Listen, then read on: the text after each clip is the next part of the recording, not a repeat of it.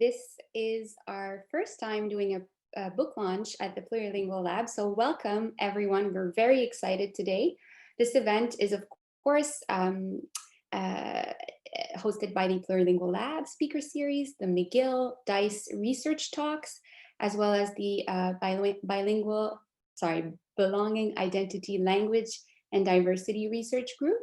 So today we're very excited, as I said, to launch the book entitled Plurilingual Pedagogies, Critical and Creative Endeavours for Equitable Language in Education. I'm Alexa Ahuja. I'm a McGill PhD candidate and your Plurilingual Lab host. So today we're very happy to have with us the book's co-editors, Dr. Sunny Lau from Bishop's University, Dr. Saskia Van Viegen from York University, as well as chapter contributors Angelica Galante from McGill and Avril Aitken from Bishop's, as well as Loretta Robinson from the First Nations Education Council of Quebec. Before I let our panel members introduce themselves, just a few words about the event today. So today the talk will last about an hour, after which we will have a 30-minute discussion period. Now, just a few words also about our Zoom etiquette. Please, during the talk, keep your video and sound off. You can always use the thumbs up and hands clapping features to interact with the speakers if you wish. The talk will be recorded and available in the Plurilingual Lab YouTube channel shortly after. However, the discussion, the 30-minute discussion afterwards won't, so that you feel comfortable asking questions. And so you can post your questions in the chat, or you can unmute your microphone and ask a question. And my colleagues, well, actually this time my colleague Paul will be moderating the chat afterwards. And so I'm very happy to introduce to you today all our panel members, and I will stop sharing my screen now. Enjoy, everyone.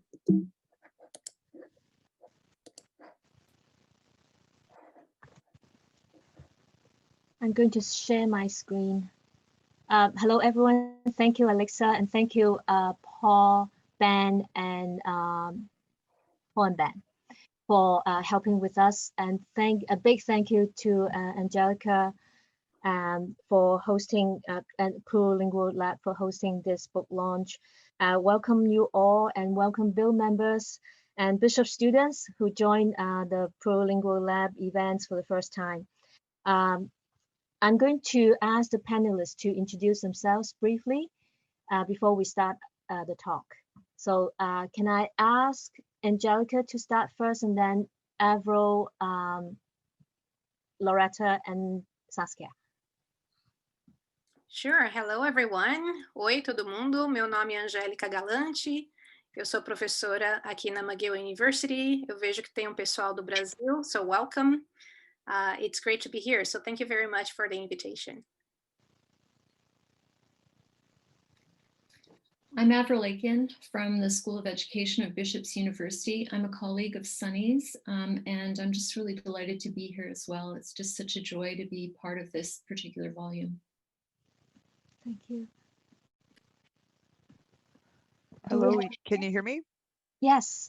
There's something wrong with my camera. So anyways, Waja Loretta Robinson di Chandagon, and in the Shkumonuju Amiguyanji, Wawitmatukuch na Chawani ke Avril Gabaj, Mishnadamaj Gabaj Wawitmach. Hello, Waja. My name is Loretta Nescapi from Kawachikamach, and I'm very honored to be here today to share what Avril and I experienced together on our learning journey. Now, thank you. Thank you. Saskia? Welcome, everyone. My name is Saskia Van Viegen, and I'm an assistant professor in the Department of Languages, Literatures, and Linguistics at York University. I'm very delighted to be here with you today to share this wonderful project involving the contributions of so many different educators and university-based researchers. So thanks again. I'm Sunny from Bishop's University, and thank you for joining us today. And this is really a very exciting book project that we put together, especially sharing our vision and mission in education. So before we start our presentation, I just want to go through how we use this 1.5 hours. So Saskia and I will be explaining the book project a bit, giving you a bit of a background and a rationale for the book. And then each presenter will talk about their work for 15 minutes. And as Alexa said just now, please feel free to post your questions on the chat box, and we'll pick up the questions at the very end so that we have a longer time for discussion. Okay, so shall we start?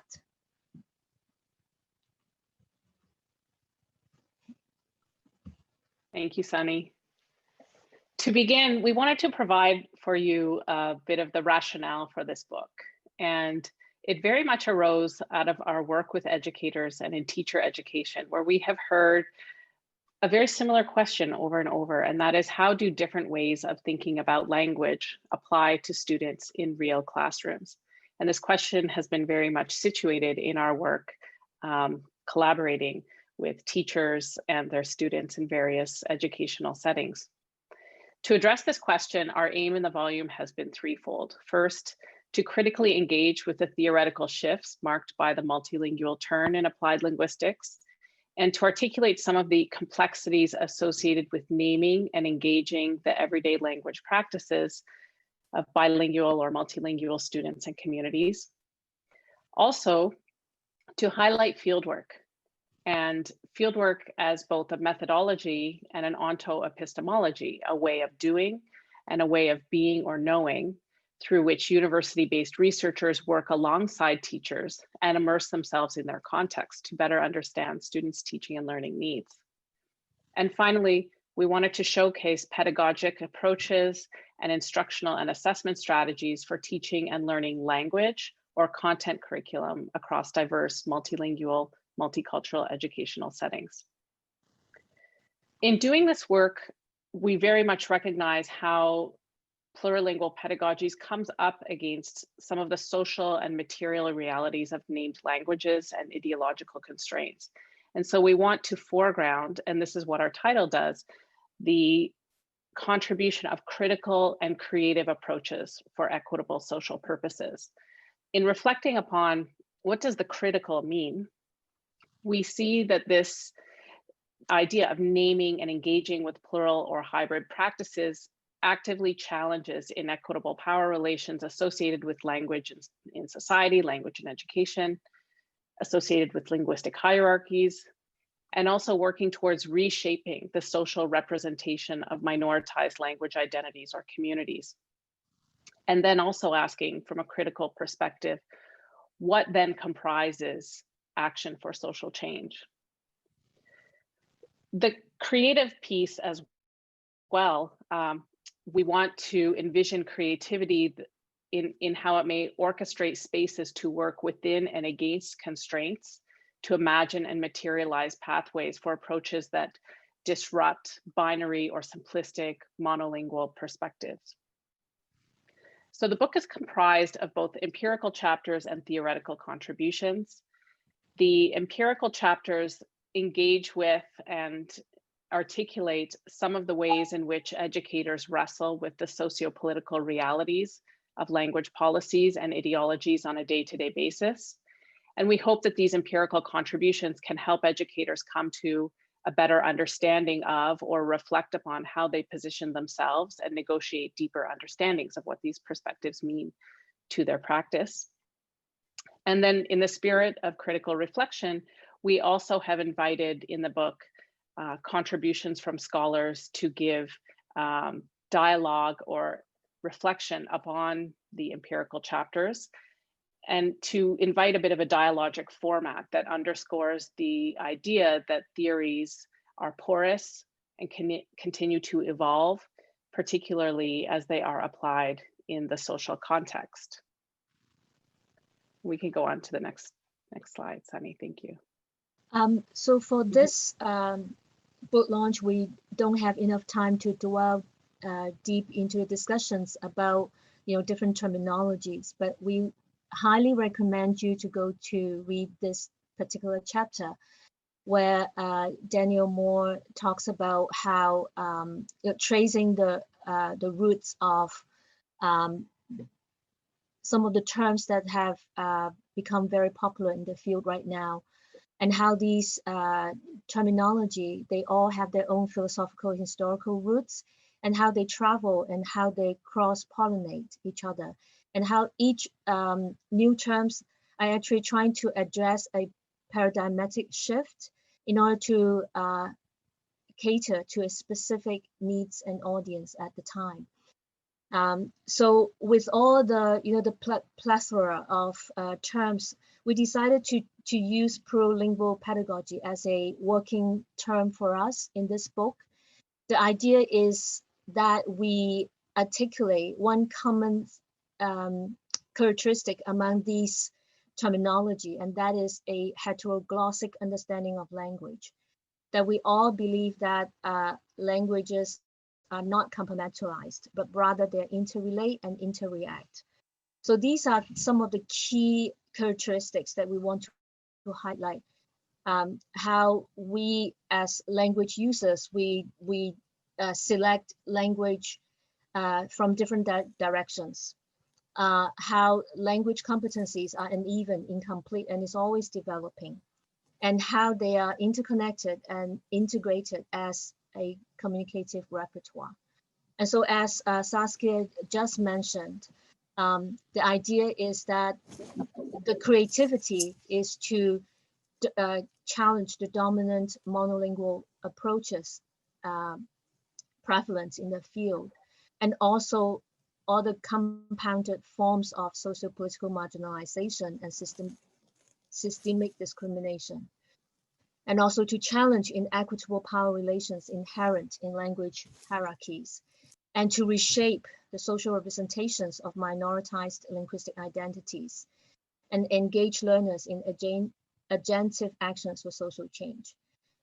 And in a moment, you will hear presenters talking about the work they did, and we see how they creatively, with teachers and educators, orchestrate space to work against, and sometimes they have to work within structural limits in order to imagine and materialize different pathways for alternative approaches that go beyond the binary or the simplistic or the mono perspectives.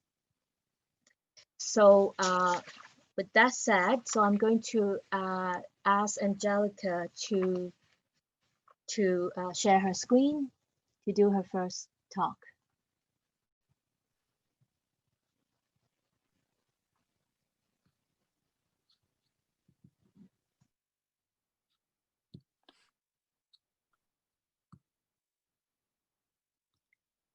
Okay, can everybody see my screen? Yes. Yes, excellent, thank you. Well, first, thank you so much, Saskia and Sunny, for the invitation to be here and also to contribute to this wonderful volume. I'm going to share today parts of the chapter that I have written for this particular book. It is titled Plurilingualism in TESOL into Canadian Post-Secondary Institutions Towards Context-Specific Perspectives. So just as an overview, I'm going to talk a little bit about the problem in TESOL. Then I'll delve into agency as a political act, conscientização, and then I'll talk about 2 case studies where I was actually the instructor. So first, well, the good thing about TESOL is that it has finally acknowledged the presence of plural approaches, not necessarily plurilingualism, but also translanguaging, code switching, code mashing, etc. Here I'm focusing on plurilingualism, and there are a few publications here from 2013, 2020, 2015, 2018, 2016. These are all focused on TESOL, but it's important to mention that plurilingualism is not necessarily about English as a second language. It's about any language. But of course, here I'm going to be focusing on TESOL because of my experiences. We know that plurilingual approaches are present and they are being advocated, but implementation is still a challenge. Educators usually have questions on how to implement plurilingual approaches in the classroom, especially because there is no fixed prescription, or plurilingualism is not a method of language pedagogy, nor there should be. But at the same time, there are a lot of uncertainties about how to actually implement theoretical underpinnings into practice. And I'm going to share with you two particular cases and how I have actually implemented that. These are examples, of course, they are not meant to be prescriptive, especially because each context, each student population, each political institutional pressure needs further analysis, and it's vital for curriculum design and how people are actually going to be delivering whichever course they're going to be having. So it's important to mention that all of you who speak languages, 1 or 2 or 3, you know that the languages are always active in our brain, that it's almost impossible to shut them off. So if somebody says, for example, the word we, this could be in English, this could be in Spanish, this could be in French. It will depend on what language we're actually using, the context, but sometimes, you know, there are conversations that will trigger one language or another. So it's not ideal to actually ask students to behave in a monolingual way, especially in English, for example, with this English-only approaches or English-only policies. We can try to ask people to say use English only, but we know that this is almost impossible for them to actually separate the languages in their brain. Instead, it would be interesting if we can actually embrace the languages that people have in their repertoire into the language teaching, so that not only the students are learning and engaging with their repertoire, but also the teachers are actually learning with students. So plurilingual agency is not something that everybody has. Some people do, some people don't. It depends on the context, it depends on the person. Just to recap, like agency is the learner's capacity to make choices and change themselves and the environment. So it's not only about the choices, but also about change, and especially social change and change for themselves. We know that if people speak English, but they also speak other languages, in some places they will be able to use other languages in class, in other places they won't. In some cases you can actually use other languages in an assignment. In other cases you can't. You know, having these discussions and taking a look at how much room you can actually have to include your plurilingual agency in the language context is something important. And I feel that educators have a crucial role in this as well. So institutional and social discourses will likely pose barriers to learners' agency in terms of the languages and the cultural norms that they have, especially because of the mono tradition in TESOL. So it's also important to challenge deficit perspectives, especially because students, when they arrive in a place and they have to use English only, if instructors are seeing students from an English only perspective, or comparing them to the native speaker, whoever that is in English, we will see students and not being able to be as good as the native speaker, but we fail to recognize all the knowledges that they bring to not only to the classroom, but to society. So we know that agency is a political act. Just saying that everybody has agency is not something that is possible to say. Without conscientização or struggles and dialogue, there is no agency. So it has to be dialogic interactions between people needs to be in place. I'm going to share now a piece of the writing of this book where I talk about the concept of conscientização. And of course, conscientização comes from Paulo Freire, who was an educator from Brazil. And here there is a quote that he says, when education is not libertarian, the dream of the oppressed is actually to be the oppressor. So if I feel that as educators, if we instill this idea of agency with students, they can actually be agents of social change. So here is a segment of the book, and I'll use my other computer here to read. Students' sense of agency can be advanced by the process of conscientização, which in English is conscientization. It's a critical term introduced by Brazilian educator and activist Paulo Freire, which inculcates the need for individuals to be aware of their actions in relation to social and historical context, political structure, and power relations. Conscientização involves a process of critical analysis of the gains, losses, and consequences of these actions, and the use of this analysis for personal and community decision-making. A critical approach of this kind is not new to TESOL. In fact, it has been happening since the 1990s. So engaging with plurilingualism in TESOL similarly needs to address political and social pressures. Conscientização in TESOL is important for both students and instructors. To start, it's not an accident that individuals registered in English language programs as opposed to other languages. This is a result, of course, of the global power English has and its dominance in academia and the global market. Importantly, TESOL instructors can initiate the process of conscientização by reflecting on their own linguistic repertoire and the extent to which it has been shaped by global forces.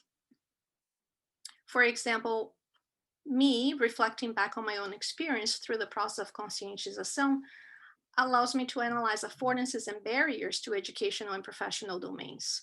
For example, I had years of experience in TESOL in Brazil, over 15 years teaching English. And when I moved to Canada to pursue my graduate studies as an international student, I had to prove how good I was in English, even though I had already taken 5 English proficiency tests: Michigan, TOEFL, Cambridge FCE, CAE, IELTS.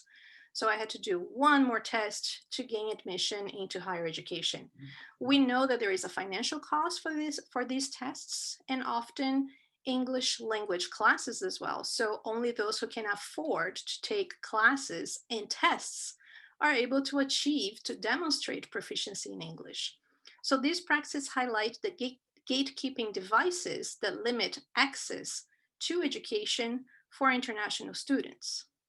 My identity as well as an international student shifted when I decided to apply for Canadian immigration, which required that I took 1 more English proficiency test. As a new immigrant, I had to learn about credential assessments required by the federal and provincial governments in order to join the workforce in a new country. Many immigrants who arrive in Canada hope to immediately find a job, but most positions typically require a degree equivalent to those issued by Canadian institutions, limiting access to employment. In 2011 alone, the unemployment rate of recent immigrants to Canada was 13.6%, compared to only 5.5% among Canadian-born individuals. And reflecting on these real-life circumstances enabled me to see how I was positioned as an international student and as an immigrant, among other aspects of my identity. This awareness of multiplicity of identities, along with the process of conscientização, are important when teaching through a plurilingual lens, as language learners need and deserve to know how to both overcome and challenge barriers to access education, employment, immigration, and citizenship. You may have seen this before. In 2017, the Prime Minister of Canada tweeted this out: to those fleeing persecution, terror, and war, Canadians will welcome you, regardless of your faith. Diversity is our strength. Welcome to Canada. As if anyone could actually come to Canada. We know that this is not necessarily true. I wish it was. So case study number 1 is actually related to this idea of welcome to Canada. I taught a course to immigrant students in a Canadian college who had seen messages like this over and over: welcome to Canada, come to Canada, there is jobs in Canada, so come. And of course, when they arrive in Canada, they know that the situation is different. Even though they spoke English very well, they were highly skilled immigrants. Some had a PhD already. They were professors back in their country, but when they arrived here, they are not able to work. So I was placed into this course called Occupation-Specific Language Training to teach the students how to get a job in Canada. So this is a very difficult task, especially because as soon as you start a course like this, an instructor has to be very open to listen first, listen to the frustrations, anxieties, the feeling of helplessness, the low self-esteem, because most of these students had been in Canada for over a year trying to get jobs and they couldn't. So I'm not going to talk much about this because you can read it in the book, but I included translanguaging praxis during discussions, cross-cultural and linguistic comparisons, especially because the curriculum was something that had already been prepared. And if you don't have a critical lens, you are, as an instructor, you're going to be teaching students how to behave like a white middle-class Canadian so that you can get a job, because that's the right thing to do in Canada, and that's not true. So there were a lot of cultural assumptions, discussions of cultural assumptions. For example, students not even understanding how to write a resume for mainstream Anglo-Canadians compared to other countries. Some of the students, for example, had their pictures on their resume, or their status, marital status, a number of children.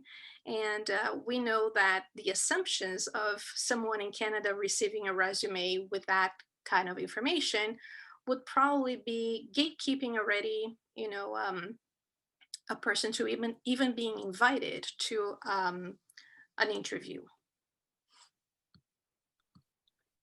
Angelica, just a heads up, just one more minute. Oh yes, thank you. Thanks. Almost done. The second one is for international students in a Canadian university. So this is a little bit different because international students come to Canada, they have passed their TOEFL exam, IELTS, but they're still unable to join a program without taking any more language courses.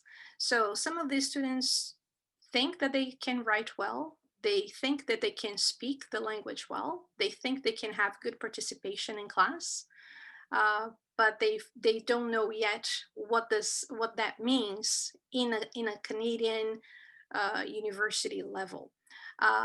Once again, you can read the book so that you can get some more information about what was done in this course. So the final thoughts here is that it's important to think about students coming to the classroom with a linguistic repertoire and cultural repertoire, and not thinking that the linguistic practices or cultural practices are right or wrong. Of course, they're not. There needs to be the dialogue so that we can instill agency for students to make choices of what they're going to do in life. And finally, there are wonderful authors, 23 authors who wrote this book. So I invite you to take a look at not only my chapter, but all of the wonderful people who have shared their work. Thank you.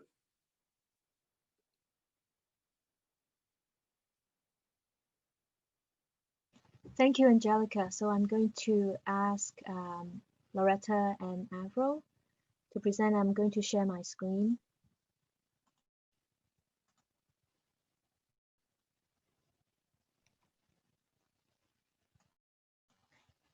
Oops.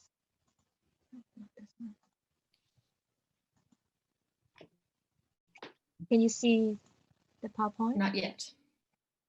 Oh, can you see it now? Nope. Oh, sorry. Okay, can you see it Yeah, now? that's great. Thank you. Okay, over to you. And can you put it on full screen, please? Right. Okay, thank you. There are only 5 slides, so I'll just give you a signal when to change them. So hello, everyone. It's such a pleasure to be here and a delight to be presenting side by side with Loretta.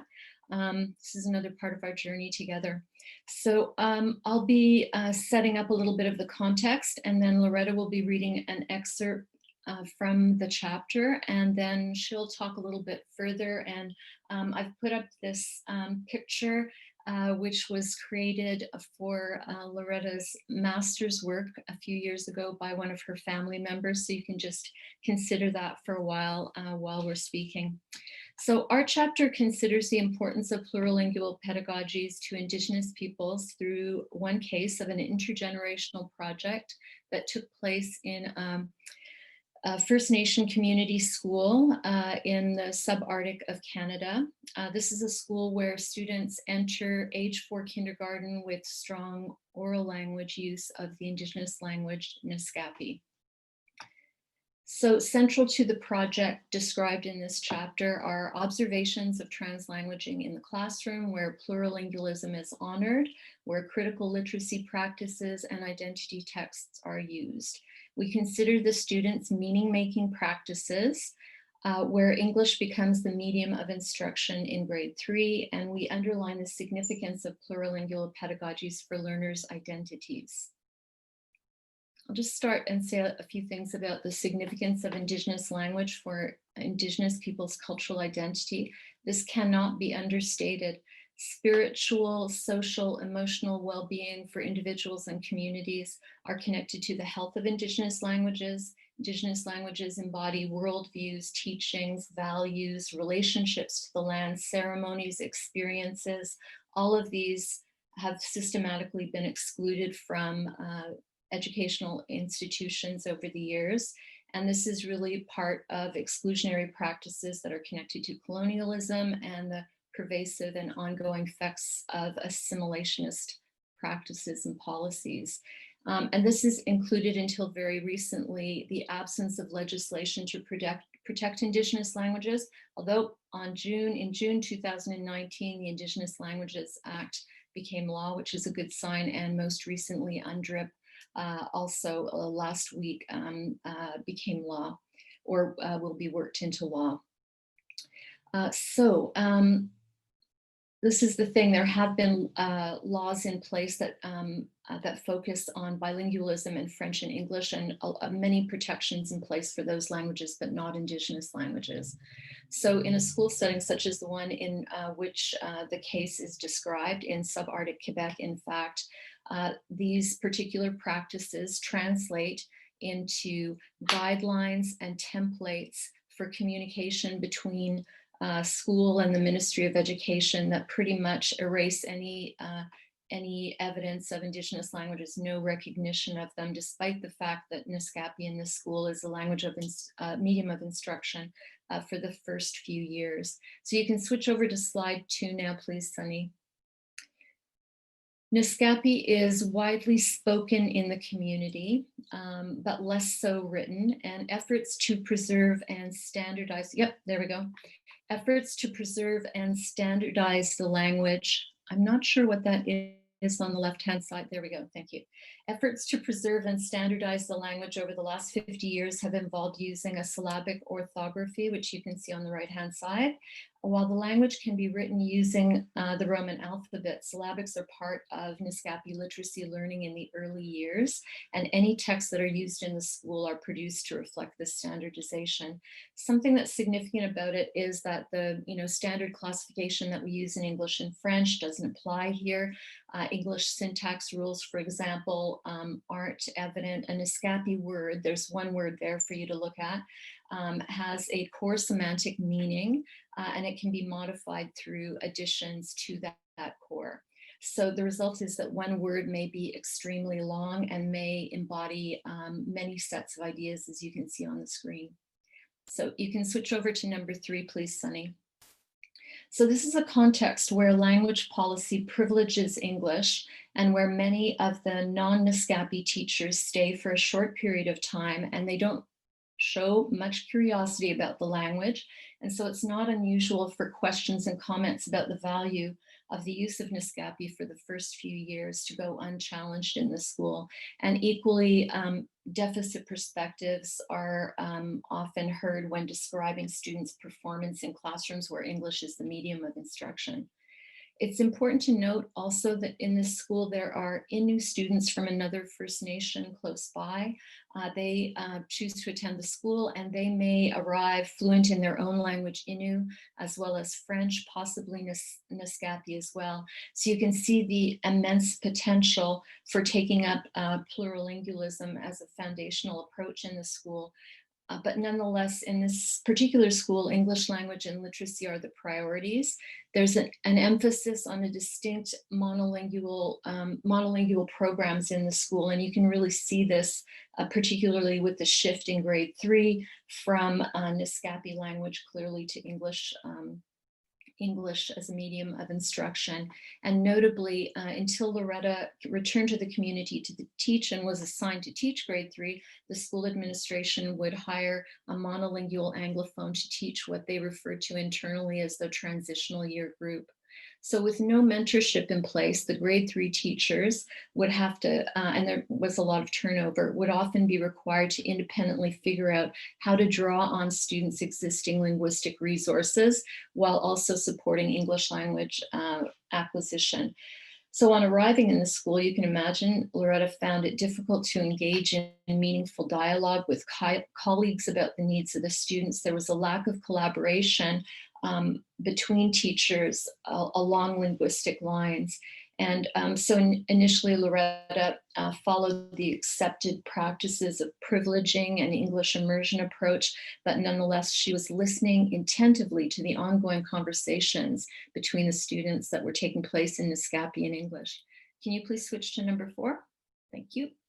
So she began seeing an active community of learners experimenting and using different languages, using different language strategies in both NSCAPI and English in any literacy-focused work. She could also see that encouraging students to use all their language resources as they generated ideas and encouraging them to put their thoughts down on paper in either language or any language, we could say, that used in the class had a major impact on their success as writers.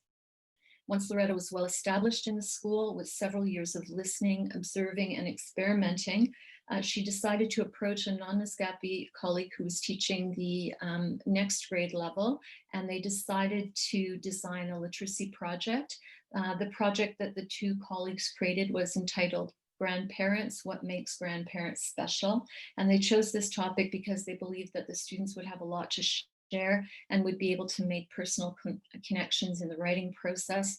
And Loretta will tell you more about the significance of grandparents through sharing the next section, which is an excerpt from the text. And you can switch over to slide number 5, please.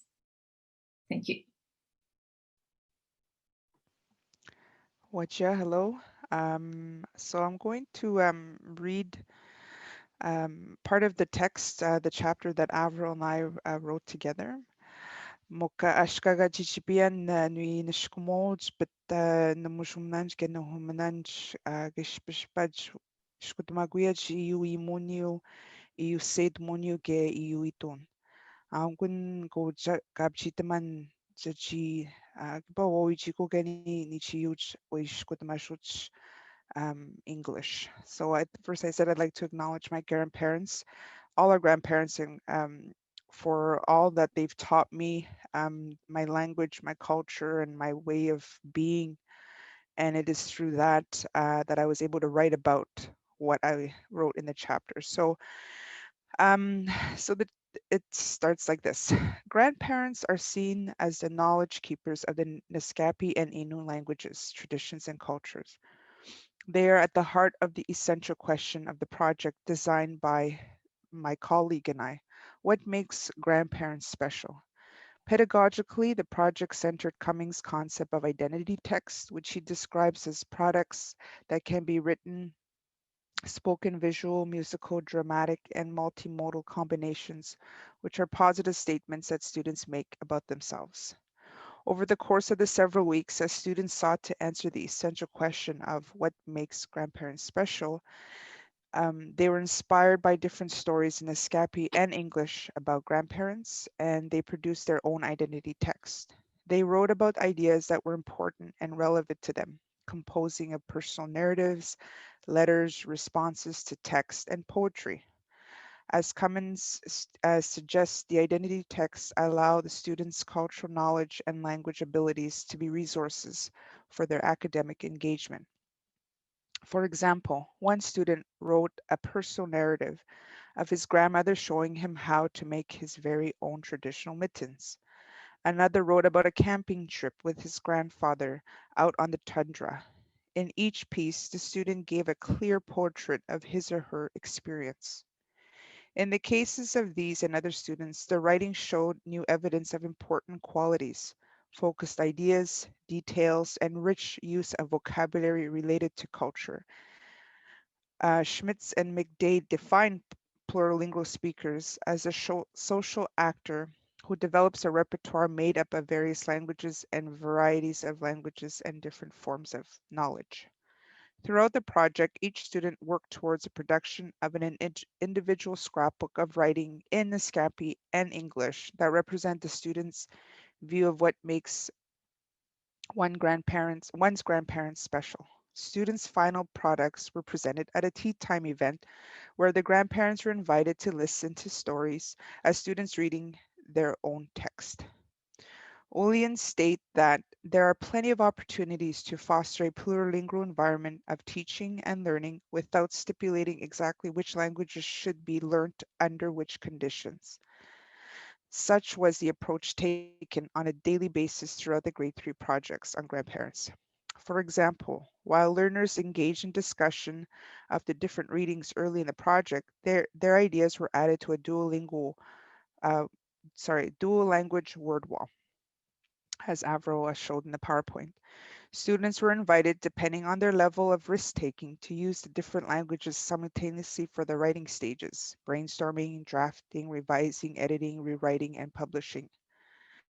Daily feedback was provided to students, and they were encouraged to do collaborative editing, either in Escapi or Inu or English, depending on their comfort level.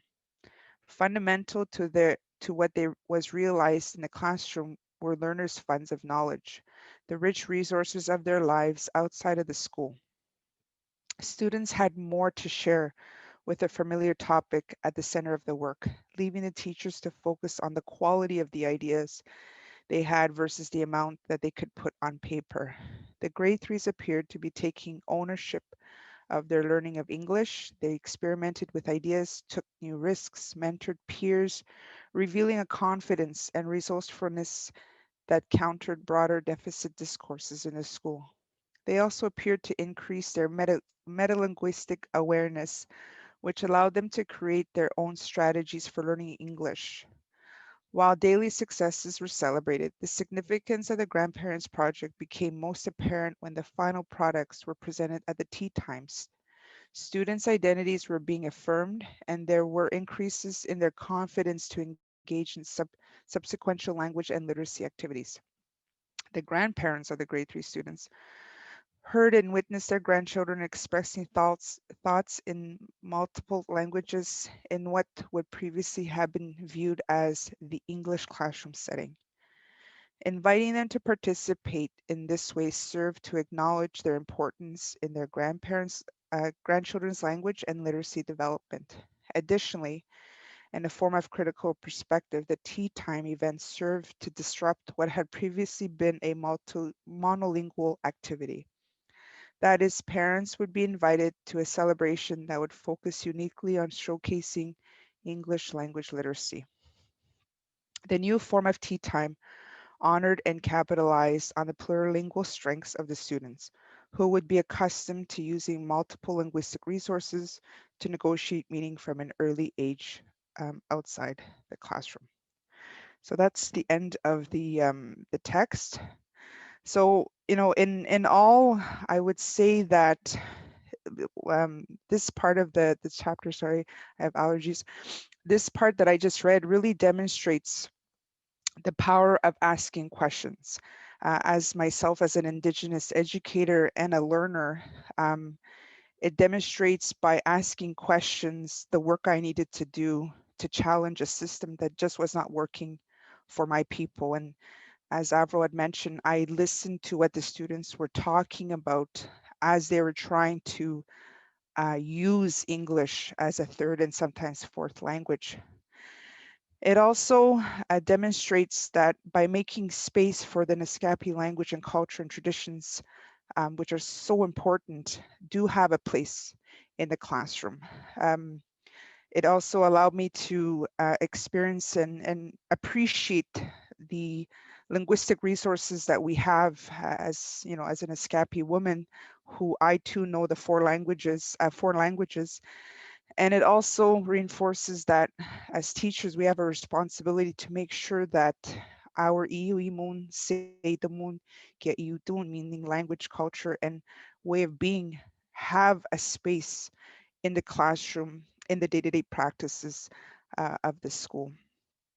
So this project with my colleague and I really shows of, you know, how we can walk together within the two worlds. And if the image shown here, the two rivers represent what I was expected to do as a teacher, which is, you know, make sure my students know English, but also the part of my Naskapi knowledge and how I can bring the two into my classroom. And by this project, the Grandparents Experience Project, really allowed to see of, you know, it's not just amount of what the students write, but it's really about what the students were telling me by their stories that they were sharing. So now, thank you. Thank you very much, Loretta. I'm going to stop sharing and then Saskia.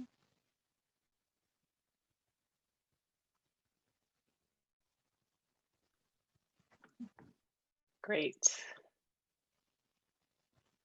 Thank you, Sunny. All right, I'm going to share my screen.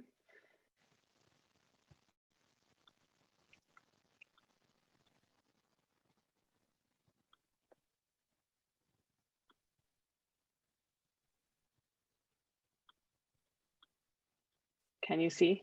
Okay. Yes. All right.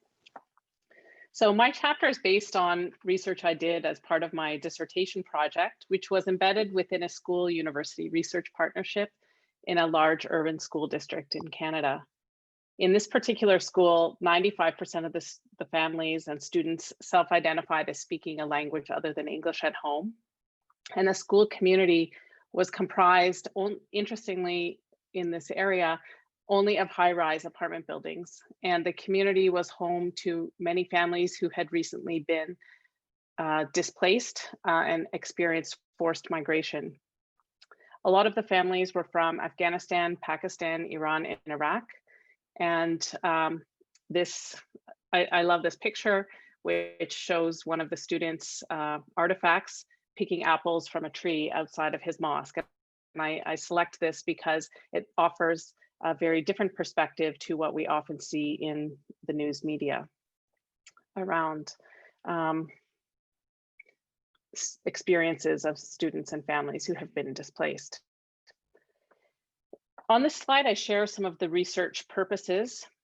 Engaging with questions relating to these purposes, the aim was to contribute to the growing body of empirical research, providing insight into what constitutes multilingual approaches to education, not only for TESOL and English language teaching, but also for educators across disciplines and across curriculum subject areas.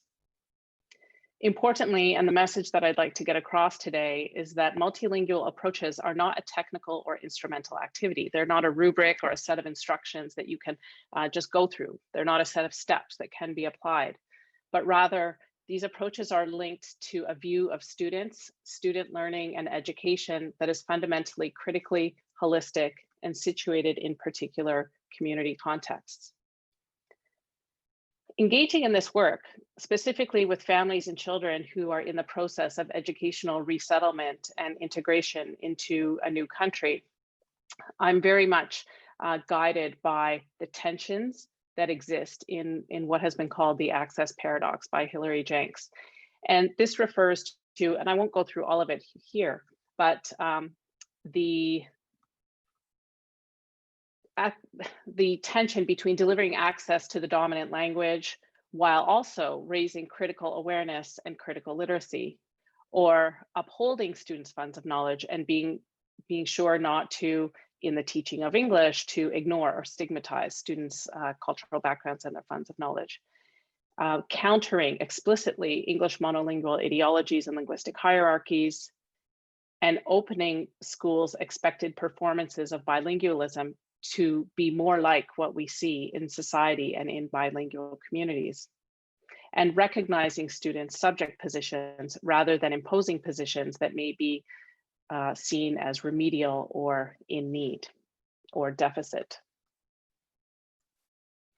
And so to engage in this kind of work in a school setting, the underlying methodological approach to the study was the idea that insight into effective forms of pedagogy will be gained only by means of equitable collaboration with teachers and students.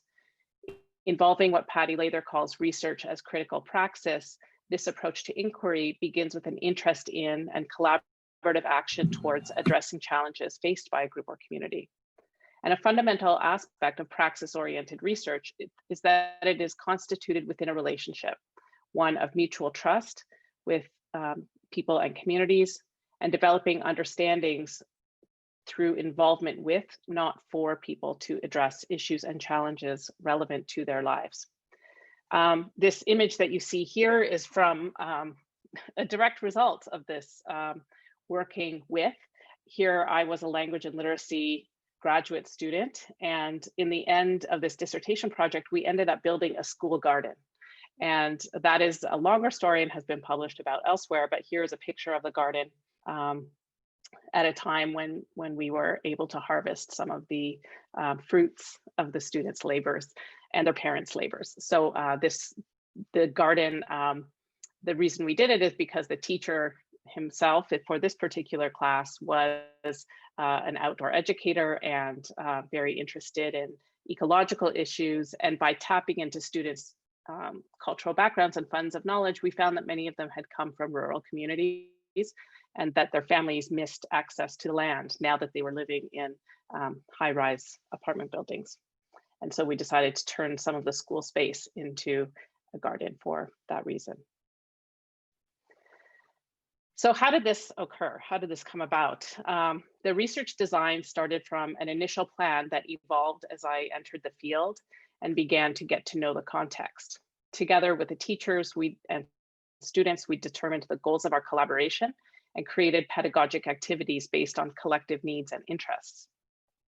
Importantly, the imperative of doing school-based research and school-based ethnographic fieldwork means that you're not just a researcher. You can't just sit at the back of the classroom and take notes. You have to be actively involved in classroom life.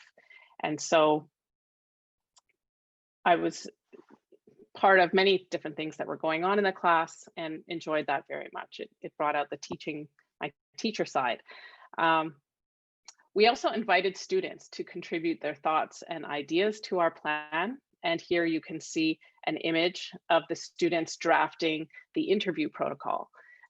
So students were particularly involved in drafting interview protocols. So rather than me as a researcher asking students asking questions that I had come up with, we worked together to develop questions of their own.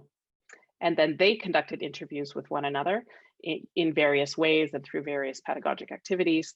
They also were involved in selecting artifacts of their work to contribute to the research. So the images that you see in this presentation have all been selected by the teachers or students. So getting to know the students. Now keep in mind that these are elementary students. And here I'm going to read a little excerpt from the book. I asked Monira about the languages that she spoke. I know lots of languages, she said. Dari, Pashto, Urdu, English, Hungarian, French, Spanish. I know lots of languages. Monira's response was typical of many of the students that I spoke with. Every student proudly listed at least 3 languages that he or she knew, and often 5 or 6. The students' lists were part biographical, part indexical, both real and imagined at once, responding perhaps to the recent expansion of experience in their lives, their developing English language abilities, their encounters with children from countries that they had never heard of before, the French class they had just begun. Students were discovering what linguistic diversity meant in their school and community. The list of languages that they provided reflected their experience of this diversity, their curiosity and interest in the languages that they were encountering, and the words they were learning from their teachers and their friends. I now want to shift to some of the pedagogic activities. And one of the things that I've noticed from the lens of a critical applied linguistics researcher working in schools is that many times use of the home language is seen as in service of English learning. And that refers back to that access paradox. Is that the only reason we are bringing home languages into the classroom? So there was a shift over the course of our collaboration of moving from language as a scaffold to English learning, which still seems very much embedded within a monolingual habitus and a linguistic hierarchy around English and settler colonialism, to looking at language as a resource for all kinds of curriculum learning, tasks, activities, and development of conceptual knowledge. So here's something very typical that ESL classes often do, is they have language experience stories. And I'll share again from the text.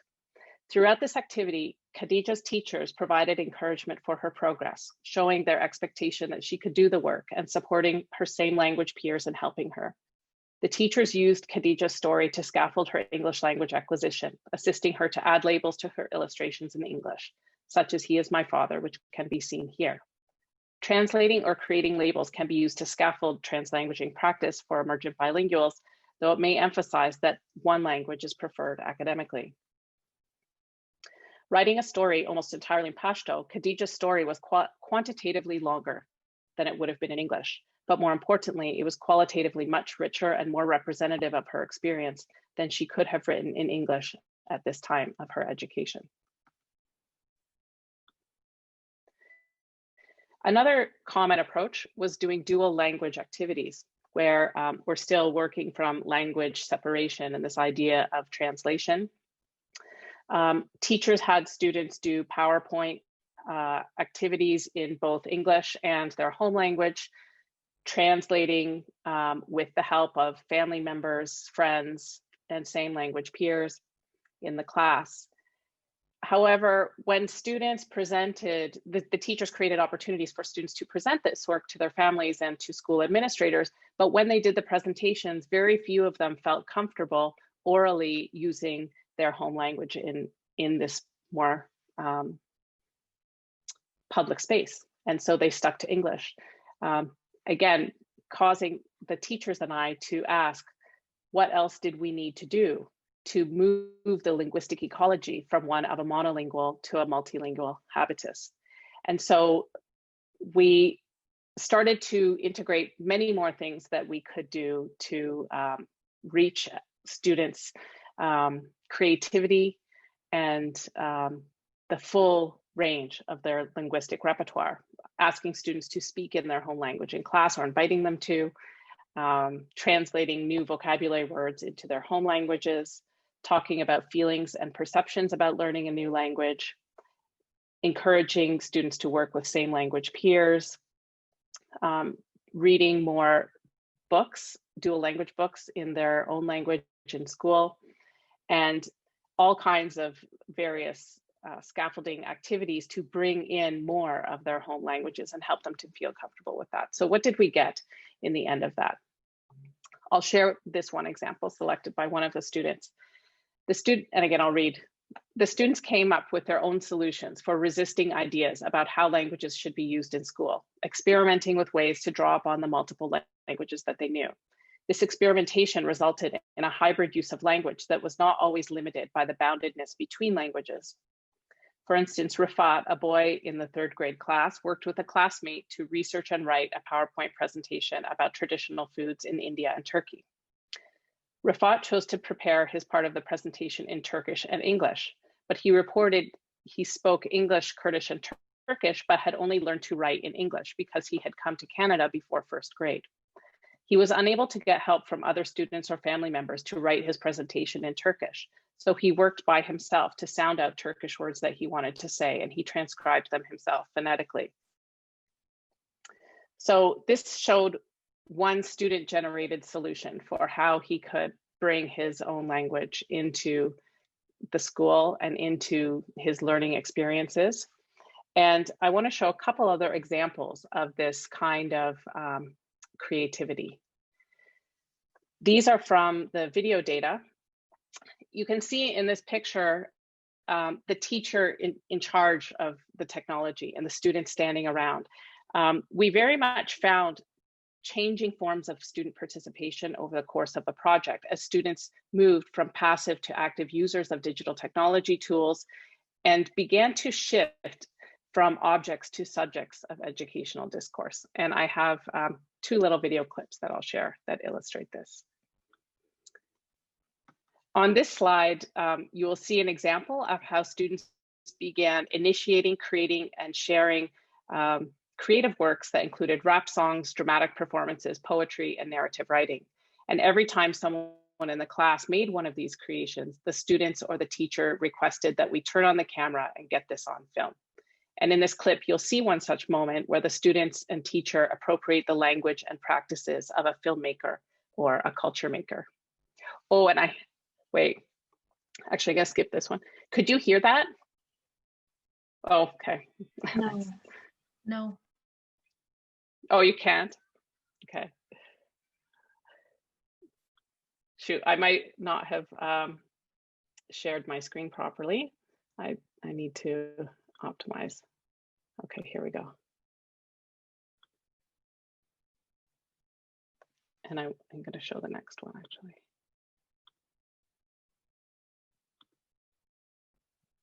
Here we go.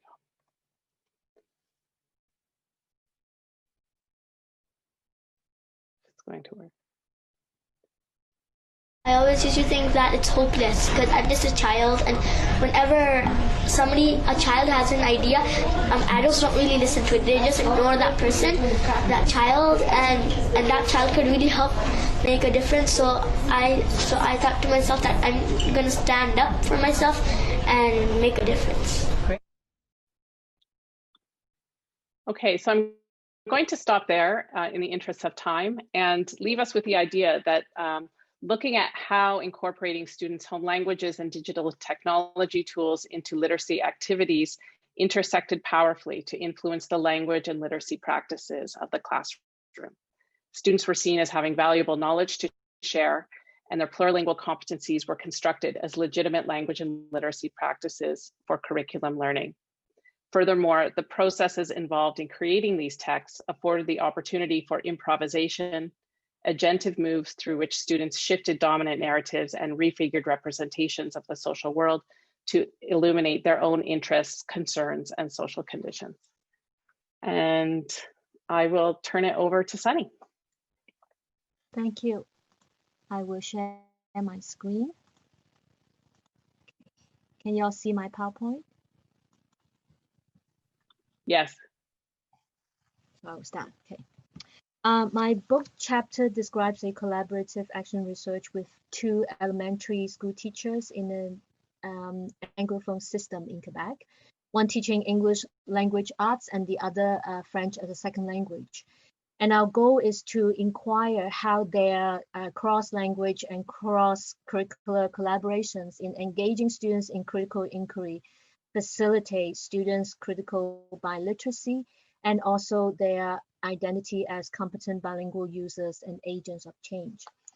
You can see I use the word transgressive in the book, in the chapter title, And I borrowed the word from this Bell Hooks seminal work, Teaching to Transgress, to highlight teachers' creative and critical attempts to transgress boundaries in order to make teaching and learning alive and meaningful. In this study, the French and English teachers' collaborations not only transgress the language boundaries imposed by socio-political histories and practices, but also curricular boundaries and expectations about children's ability in reading and writing for critical social purposes. This is especially true in the second language classrooms because often children are precluded from more critical and complex engagements for their perceived lack of language skills. So in this study, apart from translanguaging, I also draw on theory instructional models from critical literacy. The idea is to promote the students' critical stance by engaging them in different dimensions of critical social practices. So for example, disrupting the commonplace, interrogating multiple perspectives, addressing the socio-political issues for justice, taking action for the promotion of social justice.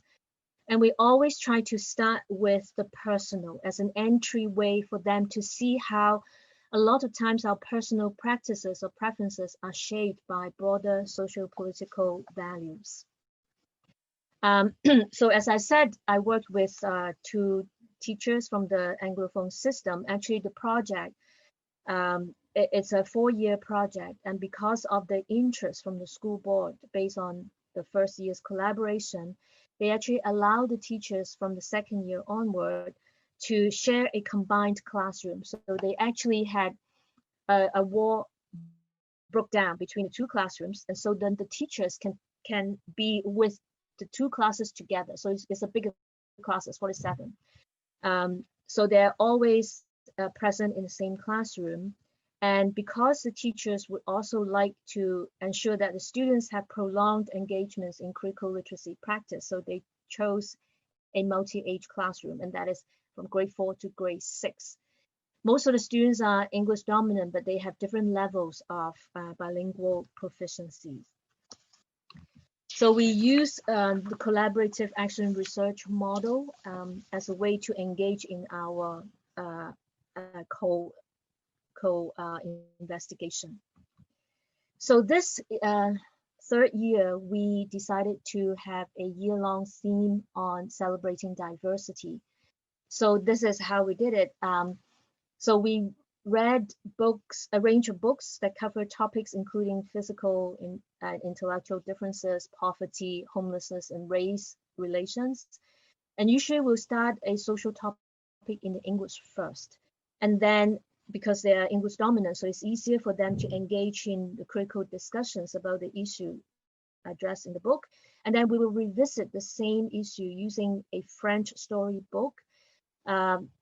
Not the same, a book that is with similar themes, but of a lower language level. And when we're reading an English text, the main language used is English, but because the 2 teachers are always present, the French teachers will be there raising questions, giving comments in French, and sometimes it will then trigger off a conversation in a mix of languages. So even though it is, it's not, the teachers are not doing the kind of mixing of languages, but their co-presence and their coordinated way of the 2 languages allow students that translanguaging space where they can participate in a meaning-focused discussions. So if they feel that they don't have the word, they can always shift back to another language. One thing in this study I want to emphasize is the recent theorization of translanguaging that highlights not only about going between languages, but going beyond languages. And the idea is to mobilize children's whole communicative repertoire. So not just the linguistic repertoire, but the whole communicative repertoire to learn and to perform. And so when we use translanguaging, we are using plurilingual and plurilliterate resources and each time, each change involves a process of resemiotization, whereby one discourse or semiotic resource is transformed into another mode or a mixture of modes in space and time, mobilizing and rendering transformed ways of knowing, being, and acting. So this is what I want to showcase today. So one of the things that we did in the classroom is to put up a research wall, an idea that we borrow from Vivian Vasquez. It's an audit trail of students' critical inquiry. So we will take pictures of books or activities that we have done and students' work and put it on the wall. And so it becomes a visible trail where students can engage with this, the archives and the artifacts, and then they can make connections of what they are discussing and investigating at the moment. Because we're also, they're grade 4 to grade 6, and so we're also preparing them for provincial and ministry exams. Provincial and the school board exams, particularly in reading responses that they have to write in English and in French. And so after we read the story, we'll create this giant concept map linking the themes of one book to another. And again, so both the research wall and this message wall create this kind of visible thematic connections. And the visual trails allow both the students and the teachers to take stock of their analysis and their interrelated ideas, making the intertextual referencing and connections more tangible and accessible. So as we're doing the English books and the French books and then discussing in both languages, we see a lot of connections being made and also the concept coherence, because we're building their understanding and learning of the theme throughout the whole year. So we have word level connections. There's so many opportunities where they will be talking about how it is spelled in English and spelled in French, transfer of writing strategy. So here we have one student talking about how she learned how to write reading responses in English, and it becomes so much easier when she had to write in French. Critical reading skills as well. Here the student is using the skills learned in the English class to read the illustrations in a French book, and how he pointed out the thematic and symbolic significance of the visual features. And today I'm going to focus on a reading response by a student called Aitken. And we just finished reading the book The Other Side, which is about these two girls, one white and black, and how they develop their friendship across the racial divide. The class then later they will read this French book, Libre, about a true story in the 19th century about Henry Box Brown and how he escaped slavery with the help of abolitionists. And so in the class, the teachers would always read the book like 2 or 3 times with interactive read alouds, asking questions along the way to engage students in discussions to facilitate their understanding of the plot, the characterization, illustrations, and themes.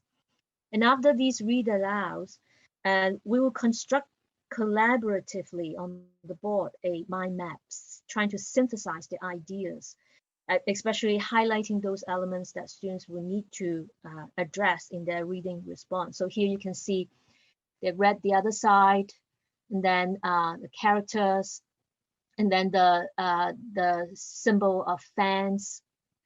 And then after the big collaborative mind map, the students will have to go back and recreate their own and based on which they will write their own reading response. So I'm going to read this. This is an excerpt from the students' reading response. So this led me to what the author was trying to tell us. It's okay to question some rules, laws that don't make sense, and that's separating 2 different kinds of people or putting people in different groups, and to have a better world. I guess Martin Luther King had tons of guts to do the marches and protests, and even with the Mississippi State Police whacking them to almost death. So we need to be like Martin Luther King and Rosa Parks and all the other people that stop racism and have lots of courage and break the chains of segregation and hatred between each other, and also ignorance and the murders between whites and blacks. So let's be friends like Clover and Annie, and that's the character in the book. And then next slide. Wow, so this is a continuation. And this line, okay, while actually, when I was writing the last sentence, I felt I was talking to the public of racism. I actually felt like Martin Luther King. So I'm going to stop here now, come back to the rest of the reading response. I'm going to read from my chapter. This aside, this, wow, actually, I was like, speaking to like Martin Luther King. This aside, departing from the academic discourse of a reading response is the author's sudden realization of his temporary inhabitation of the role of Martin Luther King and his channeling of the social leader's voice and beliefs. The drawing he did on the top of the page, however, reveals something more. It shows us the relationship between Martin Luther King and the audience, which is not pointed out in the writing. In the foreground is a close-up of the back of the main participant, presumably Martin Luther King himself, showing a point of view from behind him, which offers a wide depth of field that allows us to see the relationship between this participant in the foreground and the others in the background. The main participant's right hand is up in the air in front of a lectern with 3 microphones, suggesting that he is addressing the public, which is represented by some erratic strokes in the background, indicating a dynamic rather than static crowd, most probably cheering and getting excited by the speech.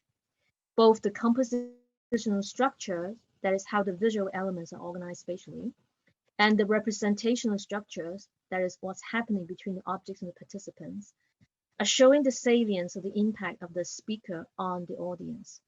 The fact that the point of view is from behind the speaker positions the reader as an observer.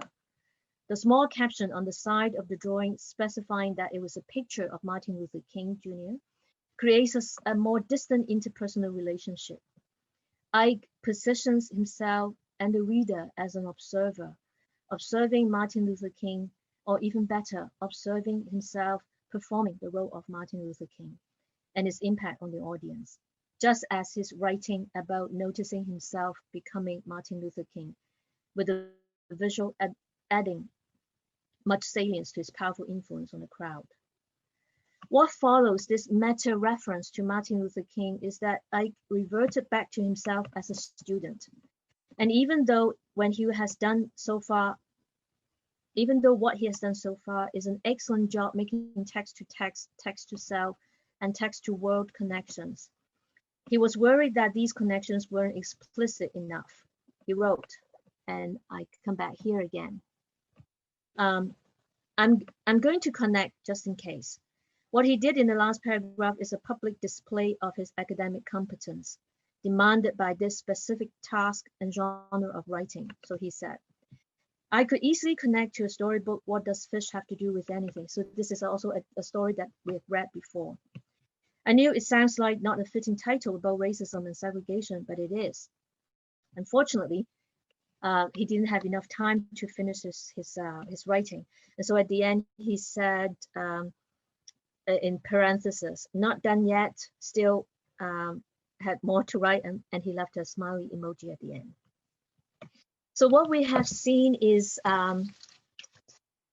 how Ike has creatively leveraged his semiolinguistic repertoire, that is his whole communicative repertoire, acquired both inside and outside classroom. And I forgot to mention, he actually went and watched Selma because of the discussions in the class. So acquired both inside and outside classroom to construct meaning and perform an identity of change agent. Reading both the textual narrative and the visual narrative appended on the margins, we have a better sense of his depth of understanding and his emotional responses to the inquiry about racism. If we focus solely on the grammatical mistakes or the mixing of the English-French spellings like connection here, we'll have missed a lot on his deep reflections of the issue. Yes, there is room for improvement, like the use of register and the personal connections, textual connections can be made more organic, which is that is more in tune with the demands of this type of academic writing. But it is through the oral discussions and the recursive ways of organizing and resemiotizing the understanding in multiple ways that, like through the collective and the individual mind maps, etc. Allow him to synthesize the ideas and reflect on his personal connections in a more effective manner. Okay, so I'm going to stop here so that we will make sure that we have enough time for discussion. Well, thank you so much for sitting for this long time and listening to our presentation. So I know Paul has keep track of some questions, is that right? Yes, thank you so much to all of the panelists for sharing their extremely important work today. We're all very grateful for you to have been sharing your time and your work, so thank you. Just